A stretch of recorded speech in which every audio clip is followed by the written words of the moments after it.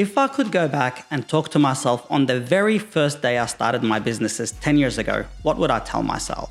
What advice can I share with my younger, slimmer, better looking and more eager self that will make me more money, spare me a lot of headache and put me years ahead of where I would be now? Hello and welcome back.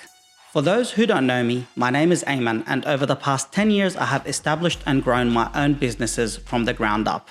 Leading Edge Detailing and IGL Coatings Australia, both of which you would have seen on this YouTube channel.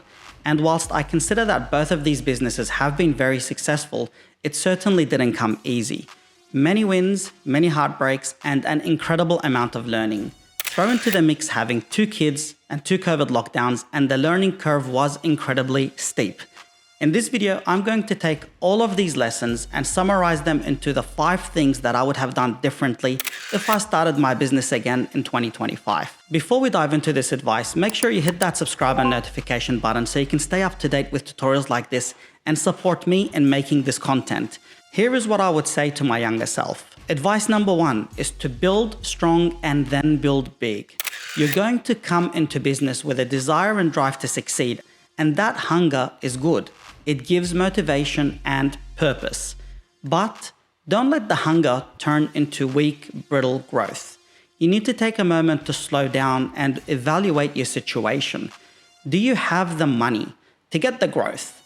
Do you have the money for the equipment and the shop setup and the van and the uniforms and the advertising, because everything costs money? And then when you do get the growth, do you have the staff and the facility to make the most of it? Is your team loyal and strong? Trying to grow too fast, too quick is the easiest way for you to throw your cash out of the window. And this was by far my biggest weakness as a business owner. I have had so many wins that cost me a lot of time and money to get. And when the booking finally came through and the customer said, "Let's do it, I want to go ahead," I didn't have the facilities or the staff to take the job, so I wasted all my money and time. A big step forward is much better than taking 2 steps forward and 1 step back, because you lose the time and money when you step back. So don't make rushed decisions in the hope to get fast growth. You need to focus on building a strong foundation first. Advice number 2 is that you need to set boundaries early and professionally, not desperately.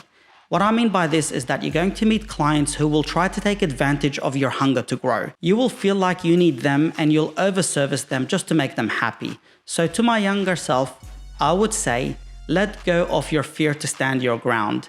Deliver quality to the best ability that you have and work with ethics and morals, but don't be abused for it. If the customer is wrong, they're wrong. Don't take the blame to make them happy. And when a customer feels like you need them more than they're going to need you, they're going to stop respecting the relationship. Great customers are going to respect the boundaries and respect you, and bad customers will leave you and hopefully become somebody else's headache. And the proof is that my best friends used to be my customers. That's how I met them. So you need to learn to say no early to preserve your reputation, your sanity, and your time. And believe me when I say this, losing a booking is far less painful than crushing your own pride and self-esteem just to make a customer happy, only for them to still turn around and give your business a bad name. Every single bad experience I have ever had with a customer was as a direct result of me doing something that I knew I should have said no to and pushed back on. And this was even true for me doing free work for friends and family. So learn to stand your ground, learn to say no, and learn to walk away. Advice number 3 is to think and act on a long timeline. Your younger self will have the energy and urgency, and that's like ordering on Amazon. We all want next day delivery. We all desire fast growth.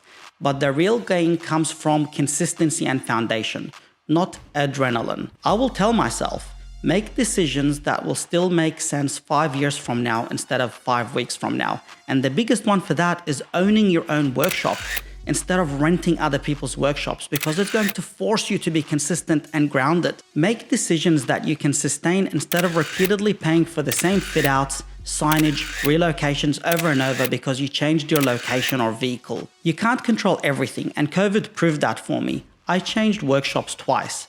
But if I knew then what I know now, I would have planned for the worst case, not the best case. And that would have saved me a lot of time and money. Long timelines produce smarter choices, you get better deals, so don't rush, be cool. Advice number 4 that I would give myself is to guard your customer base like your business depends on it. Because it does depend on it. Clients are what makes or breaks your business. Clients are your fountain of youth, your brand's reputation, and your future cash flow. They will give you the most word of mouth and get you bookings.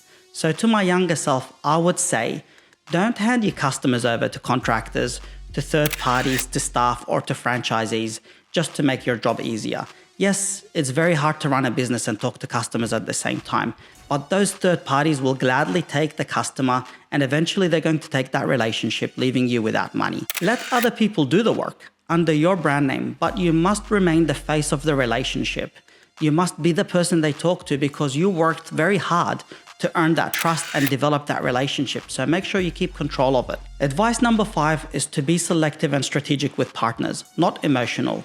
If you take all of the above advice and do very well, you can be assured that at some point, somebody's going to offer you money for partnership. And I know it's so tempting when you're tired and hungry and you've sacrificed everything for your business, that money will look like a dream come true, will look like you've made it. But I would advise myself, don't take partners out of need.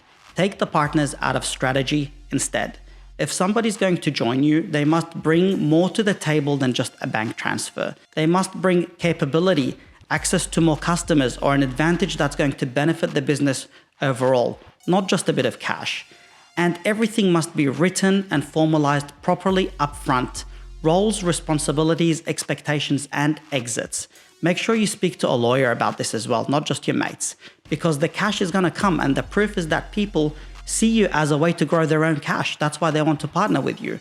But a bad partnership is going to cost you permanently and set you back years. So choose slow cash over fast chaos. If I could summarize everything into one sentence for myself on day one, I would say protect your pace, protect your standards, protect your customers, and protect your ownership.